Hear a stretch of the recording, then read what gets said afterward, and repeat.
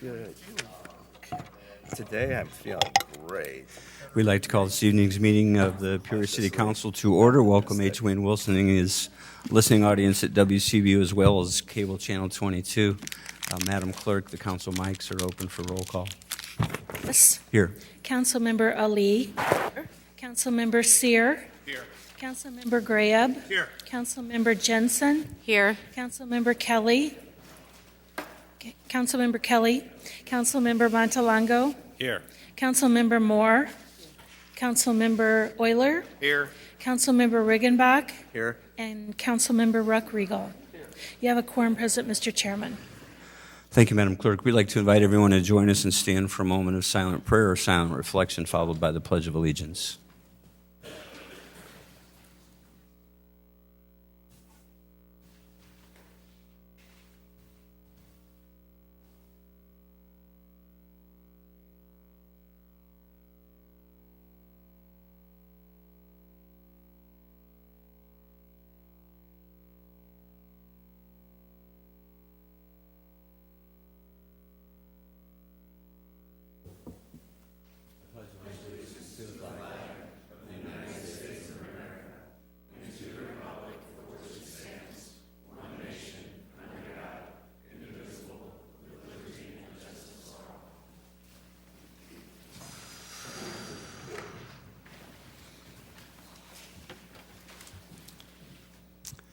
Madam Clerk.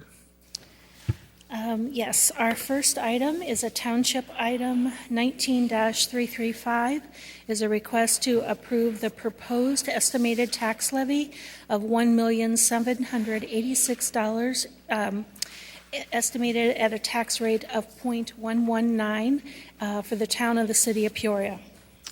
Trustee Grayab. Mr. Chairman, I move to approve. Motion to approve, seconded by Trustee Kelly.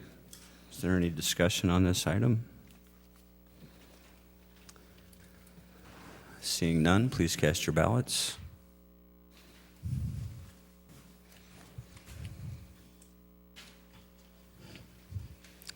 The motion passes unanimously. Madam Clerk.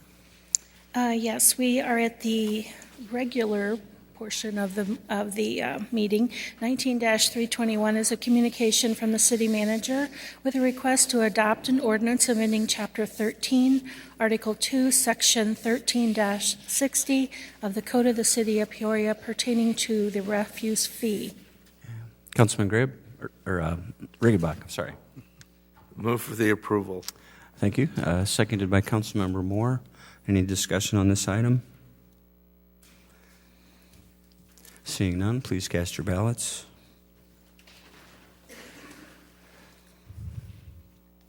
The motion passes unanimously. Madam Clerk.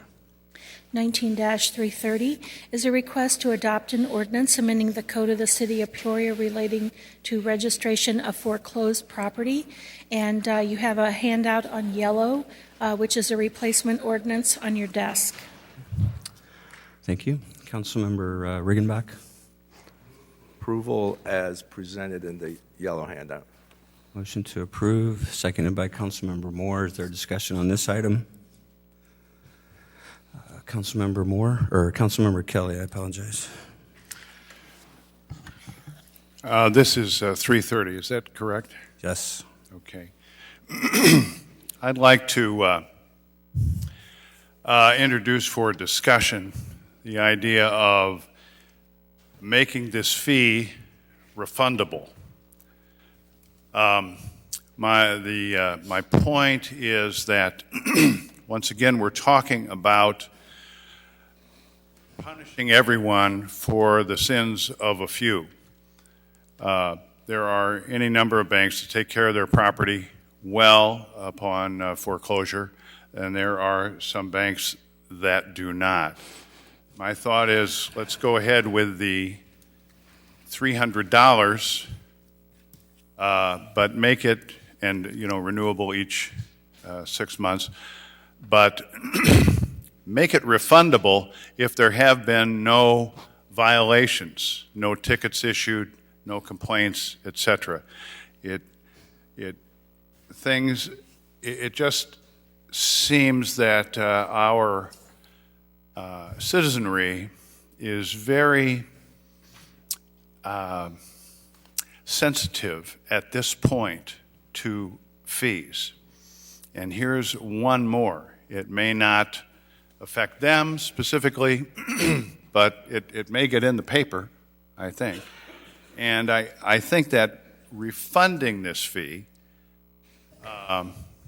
for good behavior or proper behavior would be in order rather than just punish everyone. And I'd like to have a discussion on this. If people would like to discuss it, fine. If not, that's fine with me. I don't want to make a motion unless there seems to be some consensus on this. Okay. Thank you. Councilmember Jensen. Thank you, Mr. Mayor. I know that first I want to make my comments, and I can respond to Councilman Kelly's proposal. I guess I do have some, I support doing this registration, and I'm just a little bit concerned about the projections that this is going to raise $300,000. I know that other cities that have done this, their revenue was a lot lower than what they had estimated. So I just wondered if you had a response to that, Mr. Urick, or because I know that too doesn't. If you could just respond a little bit of where you're getting that figure from. I think based upon some of the changes that we've made, where we're tightening this up to where it's very specific, that we're not talking about when mortgages are in the process of moving through the kind of the pre-foreclosure process, but when it's actually they're in that foreclosure process, that the revenue that we're going to receive is probably going to be less than what we had originally anticipated. We'll just have to wait and see. No revenue forecast is ever 100% accurate. I think that as we looked at this, we were thinking that we were going to be, taking the roughly 850 or so mortgages that are in foreclosure inside the city every year, and having that being carried out over the full year. It may not necessarily be that way. So the number may be less, and we'll just have to wait and see where that turns out. So then as a follow-up, given that the projected revenue may be less, is the plan then still to seek out a private non-city partner to? We're going to look at that and see. We're also going to look and see what we can do on our own. That's the other option, and the other alternative would be that the city staff does this and manages that process. So we're going to look at that and look at it both ways. Okay, because that makes me feel better. I raised that issue last week. I'm just concerned that the cost of having somebody collect it for $100,000 might not be worth it if we're only going to collect $160,000, $200,000. So I'm glad to hear that. Will you keep us posted then Absolutely. on what's decided? And anyway, any contract, if we did come back to you, would have to come back for your approval. And if we make the determination that we'll do that in-house, we'll come back and let you know about that as well. So then as a follow-up, I assume it would be done through the finance department, or will this be part of coordinating with community development? This will probably be a hybrid of finance, somewhat with community development, as well as the treasurer's office, as we start to look at where we're getting information back from the circuit clerk. Once we know that these financial institutions have filed foreclosure actions in court, that's really when that process would start. So, okay, thank you. I think I'm out of time, but I did address Mr. Kelly's issue with him before the meeting started, so I think he knows where I'm at on that. Thank you. Thank you. Is there any further discussion on this item? I'm seeing no lights. We have a motion and a second. Please cast your ballots. The motion passes with 10 ayes, 1 no. Councilmember Kelly. Madam Clerk. 19-331 is a request to adopt an ordinance amending Chapter 18, Article 14, Section 18-613 and 614 of the Code of the City of Peoria pertaining to cigarettes. Councilmember Moore. I'd like to move for approval. Motion to approve, seconded by Councilman Riggenbach. Is there discussion on this item? Councilmember Ali? Thank you, Mayor Artis. I had a question, I guess, and a comment. What is the cost of a liquor license? Mr. Manager? Well, liquor licenses are vary in terms of the cost based upon the types of classifications that you're applying for. So they vary in terms of the price. The minimal cost? What is the minimum? I think maybe as low as $100, but we'd have to look at what the ordinance says.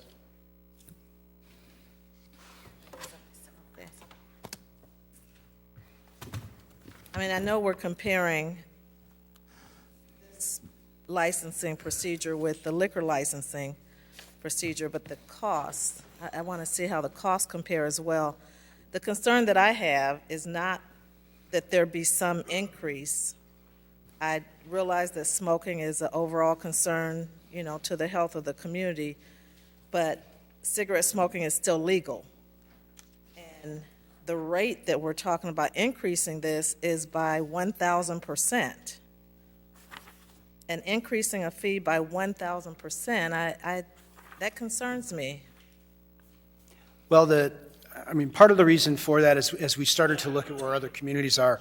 Rockford, for example, is at $900 for their tobacco license, and we've been at $60 for a number of years. I think with the turnover that we've seen in some of the licenses that I think the Director Scroggins or the police chief could speak to, there's been some concern about why are people turning over these licenses so quickly for stores that aren't changing hands.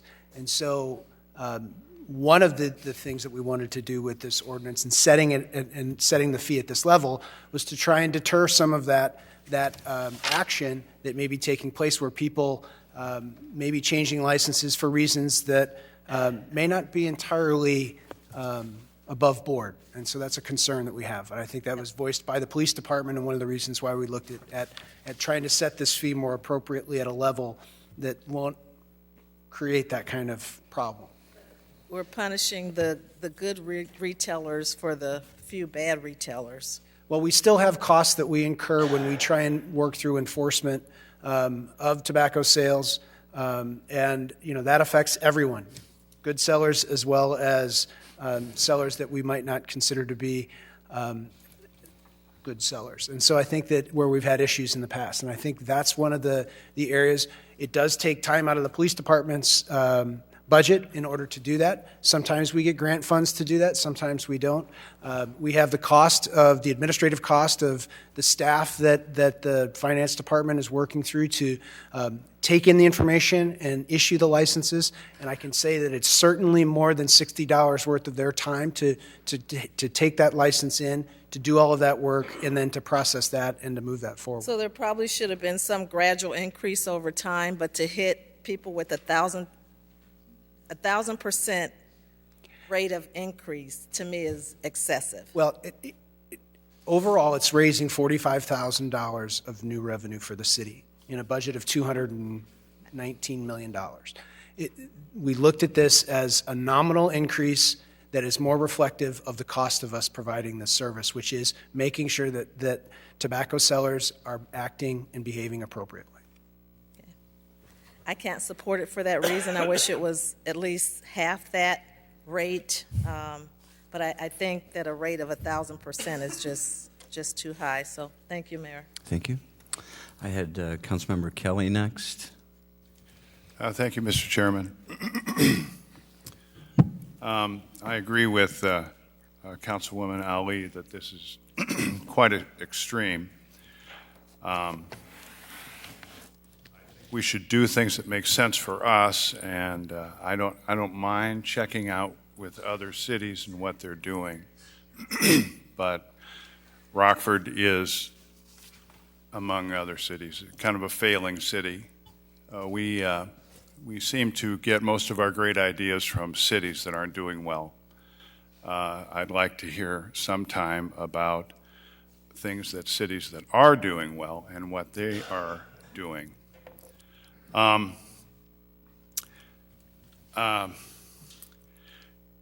if there are legalities going on with retail cigarette sellers, are the police leaving them alone because we've got a $60 fee? I doubt it. I don't know that, when we have crimes going on in the city, somebody gets murdered or whatever, we don't charge the murderers when, we don't, there's not a quid pro quo on what the police do and what fees are coming out. That's part of living in a city. You pay for a police department, they take care of these things. So I'm not convinced by that argument. As Ms. Ali, Dr. Ali said, why punish the good retailers for the bad? And then when it comes to background checks, it seems to me that if background checks are necessary, that's fine. There was a complaint within the apologia for this that people come in for cigarette licenses and the police don't know about it and they don't have any chance to comment. Well, whose fault is that? It's not the retailer's fault. It's our fault administratively. All you have to do is send it to the police department for their blessing. I would like to amend the motion, if that's in order, to increase the fee on cigarette retailers to $90 from $60. Technically, it'd probably be easier to rephrase that as a substitute motion as opposed to an amendment. That's fine. Yes, thank you. Is there a second? That motion fails for lack of a second. Okay.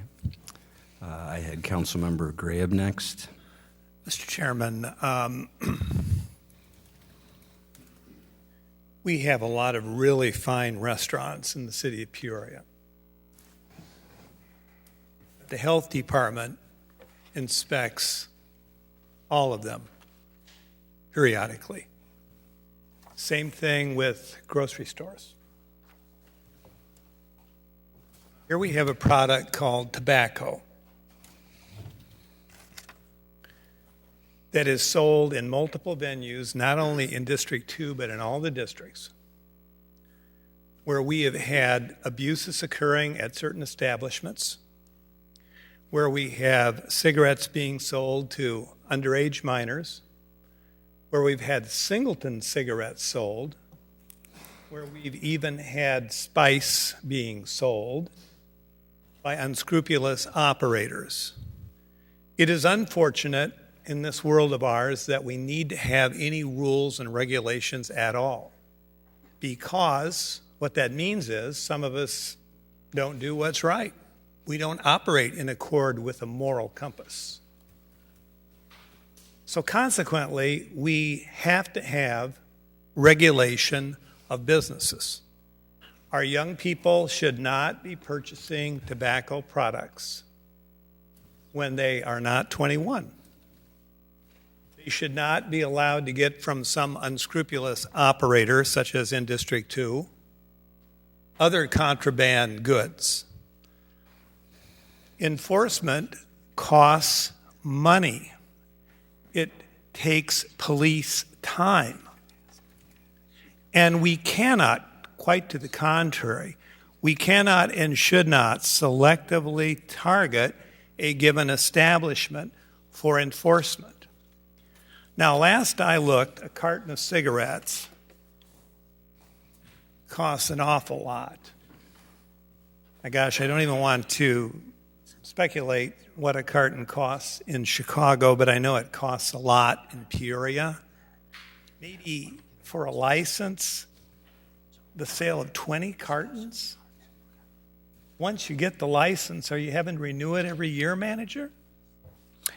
There's an annual renewal for every license. So yes. maybe 20 cartons of cigarettes before they get the return?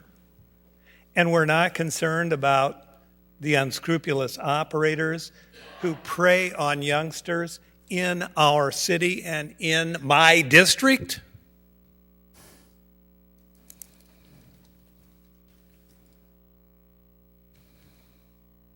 And some of these people play games, and the police department's here, they play games, and they know exactly who to sell to and who not to sell to.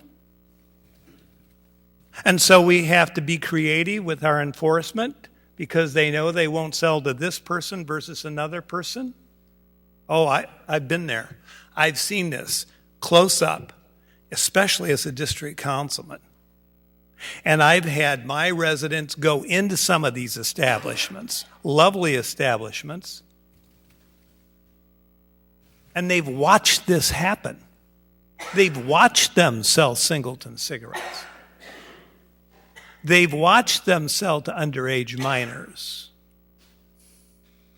So this is not a harmless industry or business. And there are health ramifications as well, and I think Councilman Moore is helping to make my point there, although I don't believe she's a smoker. But we spoke earlier today. So I really don't think this is excessive. I think what was excessively wrong, Mr. Manager, I don't want to be negative about your administration ever, of course. But I think the problem has been they've been spoiled for too long. We have not been capturing our costs of enforcement and protecting our kids and protecting our neighborhoods from injurious conduct. And I'm not going to mention any of these businesses, but there are records. So, you know, I remember when I was at Bradley University, I had a very libertarian college professor. He didn't even think we should have a Food and Drug Act. He wasn't even in favor of the Hepburn Act, the Meat Inspection Act being passed in 1906, for heaven's sake. But we have these regulations for a reason. And we do periodic checks for a reason. Manager, did I not see a communication with the police department's name on it about some of the nefarious conduct that's occurred where where tobacco is being sold, some of the other products that are being sold at the same time? I don't think folks really understand that this is a big deal. Could you elaborate a little bit on that, what I read? We did, and we provided some additional information to you today that talked about some of the background check explanations, why we would do what we're doing. Part of it is based in the statute. There is some requirements that are in the state law about selling tobacco and who can or cannot sell tobacco. But I know that the police department has had some concerns about the sale of K2 and Spice at different locations. They've been concerned about that. We've always had the issue that's popped up of single cigarettes being sold at different locations in convenience stores, and those issues that come to the fore, and those are areas that we want to ensure that we're addressing. So therefore, I have to support the very reasonable amount of money that's being charged, especially when you consider how much their gross sales are and the need for enforcement for public safety and health. Thank you. I had Councilmember Jensen next. Thank you, Mr. Mayor. I also agree with Councilman Grab. I don't see this as extreme. I don't see it as a punishment. I think it is reflective and related to the cost of service and that the cost of the city to regulate and for the police to go into these establishments and to force the laws. I do have a couple of follow-up questions about the background check. I did go through the report back because I did raise some concerns because I want to make sure if we're going to require this that it's related to the licensee's ability to hold a license. I noticed in the report back it just lists what the felony charges are or convictions that may prohibit an applicant from obtaining a license under the state law. It doesn't look like it includes sales to minors. Do you know if that's true, Corporation Counsel? I think it would be related to the sale of tobacco, the sale of minor, and so although it's not specifically listed, the state act does generally describe tobacco-related felonies, and I think that would fall under there. Okay. And then as a follow-up, if these applicants or these license holders or potential license holders have to go through the state and apply for a state license, aren't they already doing a criminal background check at the state level? I don't know exactly what the process is at the state. I know that the state license fee is $75, and then those are the only disqualifying factors that you see are the ones that we listed in the report back. There's nothing in the statute that I saw that necessarily said they do it. I assume they do it because otherwise I don't know how they would know that those were actually the felonies that came up on somebody's record to disqualify them. As a follow-up to that, I guess it would be good if there was a way that we could talk with the state, see if they can share that with us so we don't have to go through the whole process again, or is there a reason why the city wants to do their own? Are we going to consider other potential criminal convictions or conduct? I noticed somewhere in the report it said something about fraud, but it wasn't elaborated on. I think the council could entertain including felonies that related to other regulated substances, such as alcohol-related issues or cannabis or other drug-controlled substance issues. To me, those would be reasonably related felonies that you would also want to include with tobacco as disqualifiers from a local license. Okay. And then will it be automatic? We'll do it for every applicant? Or is the way I read the council memo, it looks like there could be some discretion. It just gives the police the authority to do the background check, or will the policy be to just do it every time? I think the policy would be to do it every time, and then depending on what shows up, there would be the ability to look for rehabilitation. And we would look to length of time to determine if somebody had been rehabilitated. So if one of those felonies showed up, but 20 years later there had been nothing in between, you may consider that person rehabilitated and a business owner candidate. That's my next question. So the city is going to consider rehabilitation? Yes. Will we have hearings like they provided at the state, or will that just be determined on an administrative basis with the opportunity of an appeal? I think we would look at it as we do with other licensing issues. They're generally determined by the city manager, and there's an appeal process if they don't agree with his decision. Okay, if that's not, and do you think it needs to be included in the ordinance then, that appeal process, if it's not included? Generally, we already have that in the code, in our municipal code, so that's already there. If there's an appeal process to decisions that are made of the comptroller, there is an appeal process already set out in the code.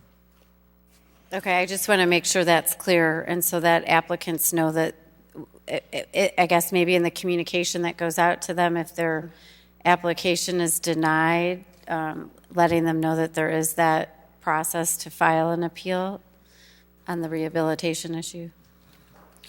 We generally do that now by in-person communication. If we have somebody that applies for a particular type of business license, if there's something that disqualifies them, we certainly communicate why that's the case. Thank you. Okay. Thank you. I'm seeing no lights. We have a motion on the floor to approve. If there's no further discussion, please cast your ballots.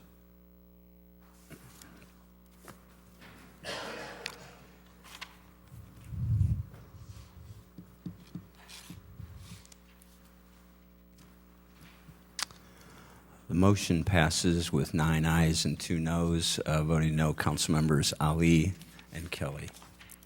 Madam Clerk. 19-336 is a request to adopt an ordinance levying the taxes for fiscal year 2020 for municipal purposes for the city of Peoria. Councilman Riggenbach, motion to approve. Move for approval as presented. Okay, thank you. Seconded by Councilmember Moore. Discussion on this item. Councilman Riggenbach. Thank you, Mr. Mayor.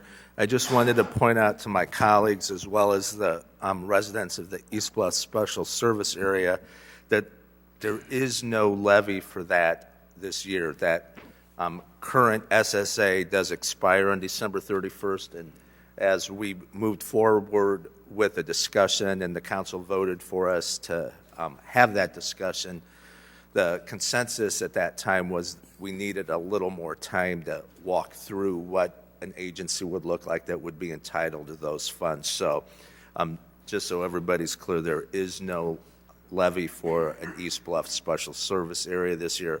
Hopefully, we'll have that back on track for next year. Thank you. Thank you. Further discussion on this item?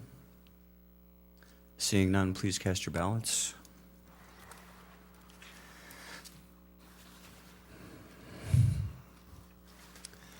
The motion passes unanimously. Madam Clerk. 19-337 is a request to adopt an ordinance abating the tax levied to pay principal of and interest on general obligation corporate purpose bonds of the City of Peoria, 2010, Series C and D, 2011, Series A and B, 2012, Series A and B, 2013 A, 2014 A and B, 2015 A, B, C, and D, 2016 C, and Series 2018 A, and the partial abatement of taxes levied to pay principal and interest on 2009 Series A general obligation bonds in the amount of $368,575. The partial abatement of taxes levied to pay principal and interest on 2014 Series A general obligation bonds in the amount of $450,800. The partial abatement of taxes levied to pay principal and interest on 2016 Series A general obligation bonds in the amount of $244,310, and the partial abatement of taxes levied to pay principal and interest on 2018 Series B general obligations bonds in the amount of $444,137. Okay. Do we have a motion? Councilmember Graves. Approve. Motion to approve, seconded by Councilmember Kelly. Is there discussion on this item? Seeing none, please cast your ballots.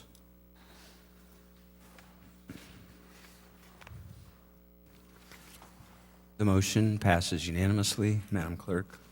19-338 is a request to adopt a resolution adopting the 2020 to 2021 biennial budget for the City of Peoria. There are several handouts on your desk. Okay. Mr. Manager? Thank you, Mr. Chairman. In front of you, you do have the budget report backs, items 4 and 5, which concludes all of the items that we still had to follow up for the council. What you have now and also in front of you is the proposed biennial budget. The council communication from 19-338 does include the funding that was identified in report back 4-6.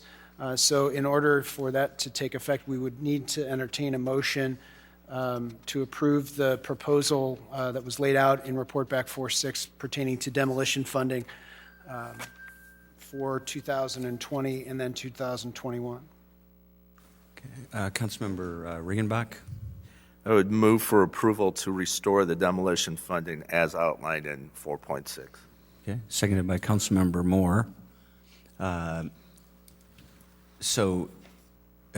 We'll do this vote as a separate vote, and then that will be added in when we get to the final budget part. Okay, so this is on the motion regarding demolitions.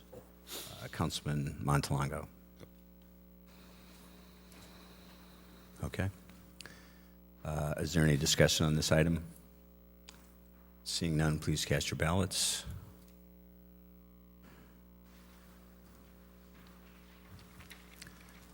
That motion passes unanimously. Mr. Manager.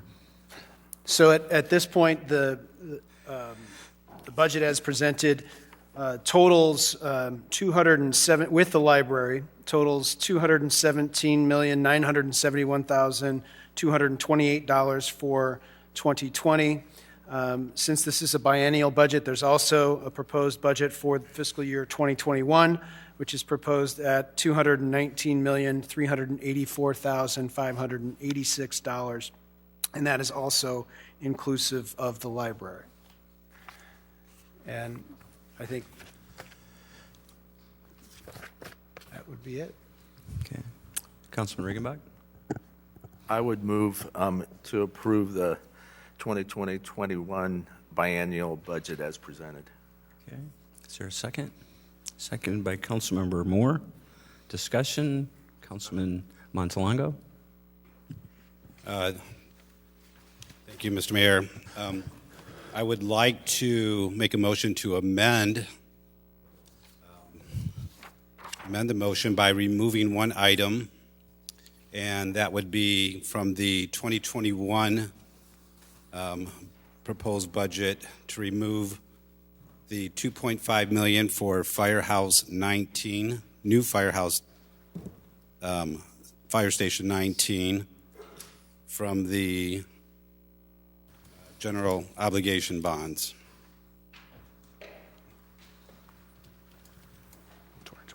Seconded by Councilmember Jensen. Discussion? Is there any discussion on the motion? Councilman Kelly?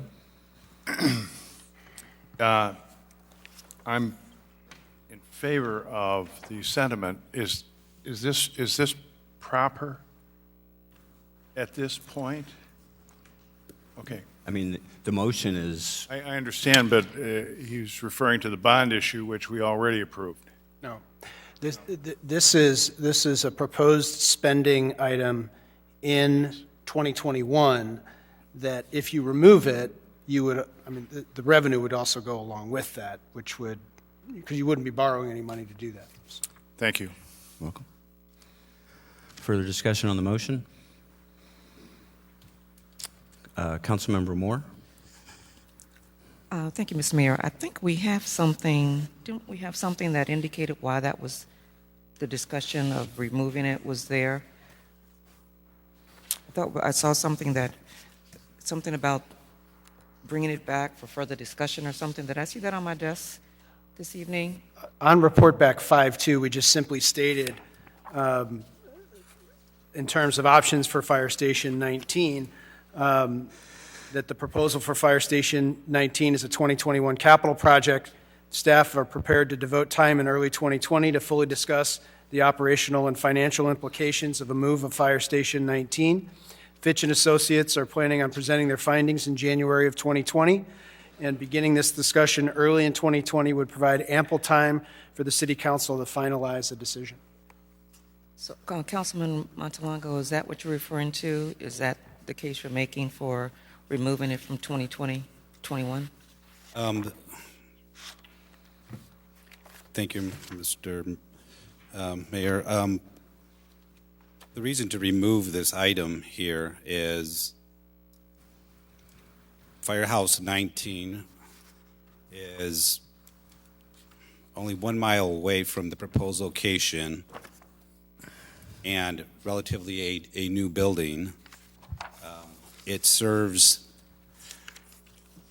multiple neighborhoods, Hunting Estates, Weaver Ridge, Charter Oak, Ancient Oak. By moving that location just 1 mile increases the time like anywhere between 2 and 3 minutes. And just kind of going against what the whole purpose of the firehouse was put in place in the very first place. So at this point, we had no discussion around the horseshoe, or I guess concerning 4th District residents about this firehouse. So at this point, I'd like to remove this item from the 2021. okay. Just for clarification, Mr. Manager, this item is in the budget for 2021. There's no money being spent on land acquisition or anything else until the item that you mentioned in the report back, until the fit study and the discussion on dispatch, what calls we're going to, at which time I assume we're going to have a discussion on response times from different locations. So That is correct. the only reason I'm not going to be supporting the motion is because we're not spending this money, and we have to have a lot of information to come forward before, after all the discussion, all that information comes back to us, the decision very well may be to leave it where it is, or in a location different than where the proposal is right now. Maybe if it's somewhere close to Frostwood Parkway on 150, it may be somewhere totally different. As we know from some of the other discussion that we've already had during the budget year this year, the difficulty in allocating money to capital, once you get out of sync, it's harder to get that money back in there. I would prefer to see that money there and protected, and then depending on where we go with the information that we get from those different studies, that then we have the flexibility to do, after we have feedback from the people in the 4th District, and I imagine in the 5th District, because it's going to impact them too. So that's the only reason I won't be supporting this motion. Anyone else on this item? I'm seeing no lights. We have a motion and a second. Please cast your ballots.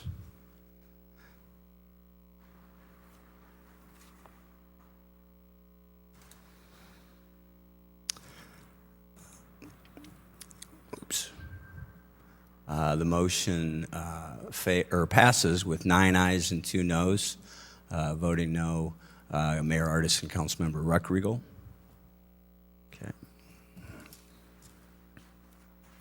So, Mr. Manager, are there other? Nothing else at this point in time, I think. Okay. Any other discussion amongst the council? Okay. So, Councilman Grab? Did you, any other discussion on the budget at hand? Is that what you were asking for? Yeah. Okay, no, I don't. Okay. Councilmember Ruckriegel? Not on the handouts. Pardon me? No. Okay. Not on the handouts. Sorry. Councilmember Euler? Thank you, Mr. Chairman. I just want to make a few brief comments on the budget.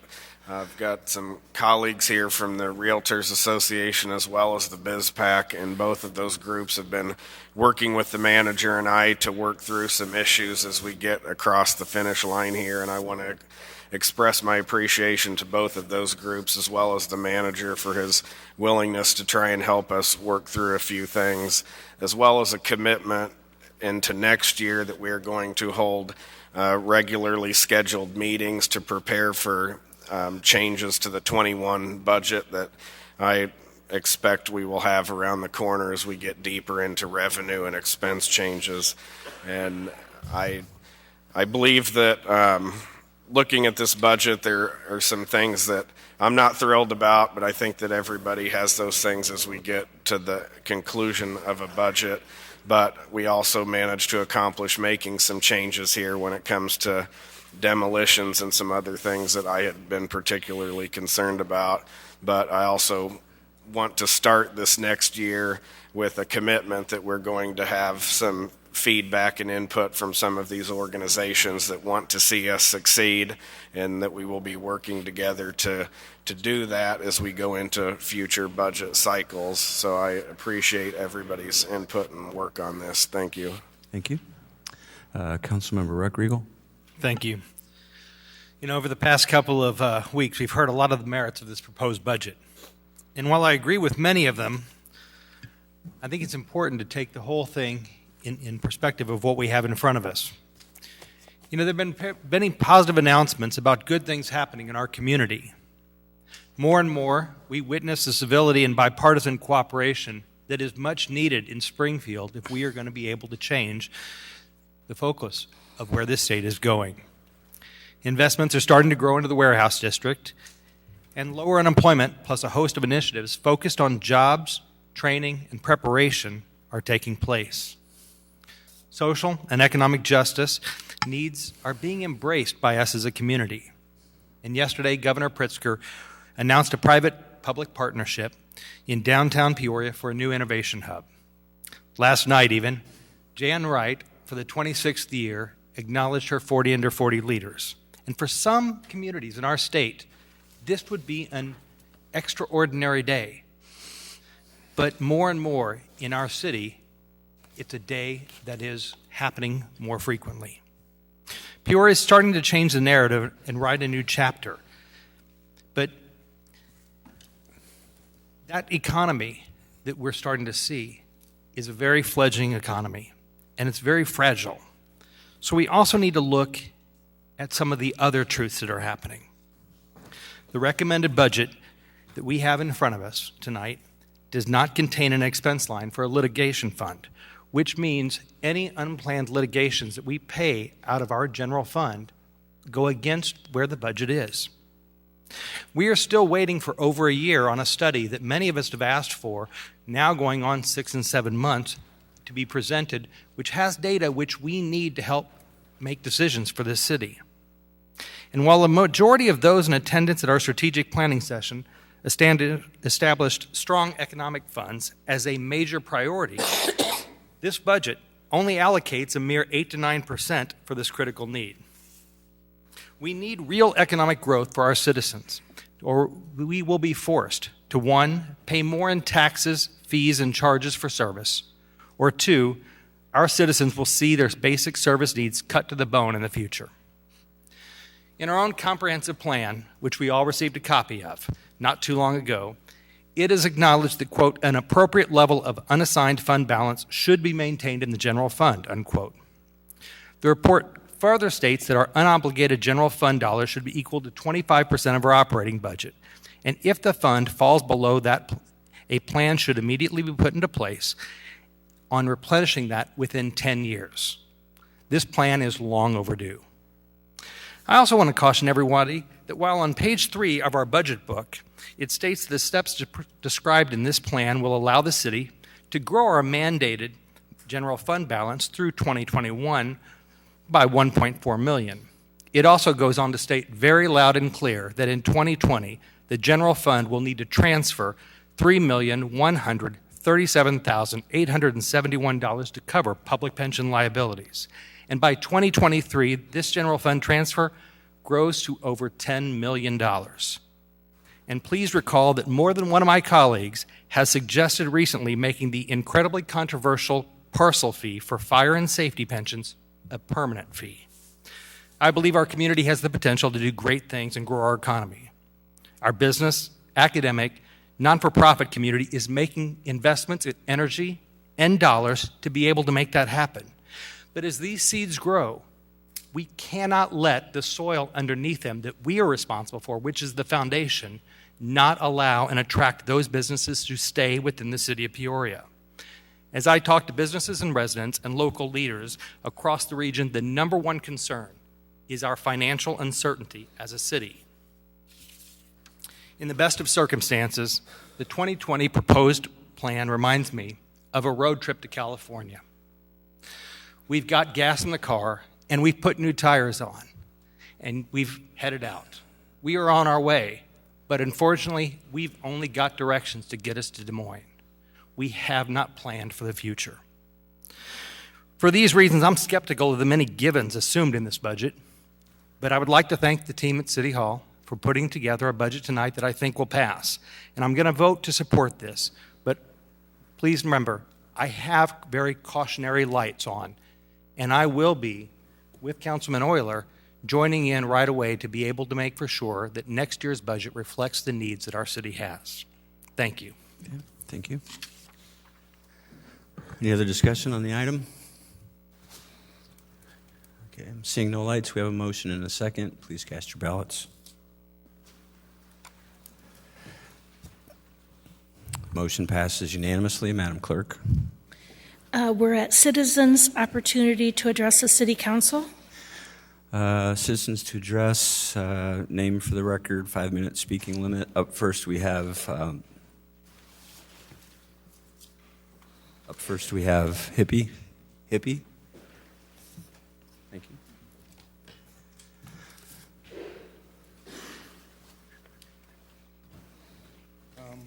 I wanted to address one thing that you guys just got done putting out here has had to do with the Ring doorbells. I don't know if any of you actually looked into the constitutionality of a Ring doorbell, being as that you promoted this through a grant. You're promoting something that it cannot be secure. I called up and I talked to Ring. I got information from Ring on how this operates. I've also been following the ACLU on this. I've done my homework on this, and I wondered if any of you have done your homework on this while you're misleading the people, in my opinion, on putting spy devices which can be hacked into, which is connected to your computer and your smartphones. I hope you're doing your due diligence on getting the information and what you're putting out for the people through grants. If you're putting out something to people through grants from somebody else, do you understand? But what they're offering you is just nothing but a carrot out here. You're creating ordinances and things for people that you're not even understanding what you're doing. We got cell phones that track people. We've got Alexa in our houses. We've got TVs that are watching us. You take that into consideration. Under the Fourth Amendment, your job, and if I'm not mistaken, you all give oaths. Your oath is the ultimate sacrifice to make sure our rights are protected. And if you can't uphold your oath, you're not doing your proper job for the people. You read Article 6, Section 3 of the U.S. Constitution, you understand what that oath means. You're bound by the Constitution. I'm already working on 2 bills that I'm going to be submitting to the legislation to try to get something done to protect this stuff, because I think it's fairly irresponsible. Now, I didn't want to talk about nothing else, but I'm going to cut that short because I was listening to this tax on cigarettes. I'm not no young punk. I was a kid once. We've been dealing with this idea that we had to keep the cigarettes out of the kids' hands. This is decades old. And then to use a tax, to say you're going to use a tax for the health and safety. The health and safety of what? You think a tax is going to stop kids from getting cigarettes? It didn't stop me. I'm 6 decades old. I wasn't born yesterday. And then to use a tax to pay for the police to enforce something that they're already getting paid for. I don't get it. You're creating taxes and fees up here at will, and the reason and rationality don't jive together. I don't get it. And the one thing that I keep saying over and over and over is it's for the health and safety of people. And I don't think that's quite accurate to be able to say something like that. And in closing here, if I can find it, I just have one thing to say. Another gentleman came up a couple of weeks ago and he was talking about the preamble to our state constitution. Have any of you read the preamble to our state constitution? I went back to 1818 and brought it all the way up to 1970. And in our state preamble, they thanked God. We're grateful to our Almighty God for our civil, political, and religious liberty. But then it goes on halfway down there and says, in order to provide for the health, the safety, and welfare, we created a constitution. What that says there is the state inserted themselves in front of God, in front of us. And I heard a little thing about social justice and economic justice. That's not your job. That's our job. That's the job of a free people. As as Benjamin Franklin said, didn't say, he said if people give up their essential protection of liberty, they're going to take for the false safety of our government. It's not exactly what was said in that, but It's what it means. You people are giving up our liberties. And in order for us to protect them, people have got to start figuring it out and standing up here. So I appreciate it. Up next, we have Cheryl Budzinski.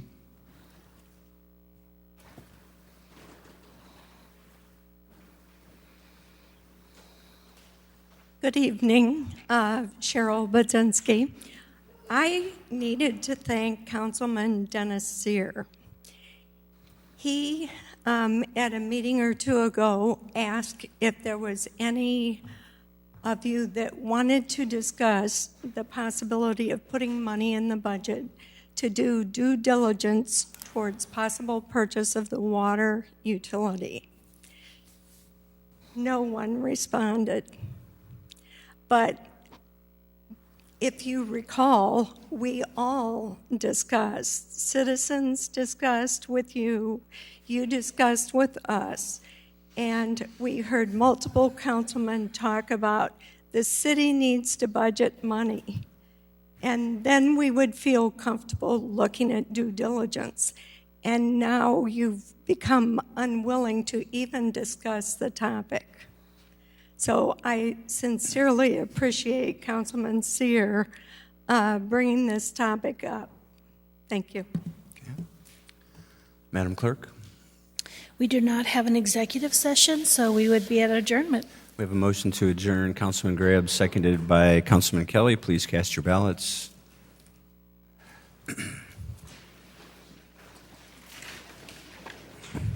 That motion passes unanimously. We'd like to thank H. Wayne Wilson and his listening audience at WCBU as well as Cable Channel 22. The special council meeting on the budget is adjourned. Our next regular council meeting will be next Tuesday evening.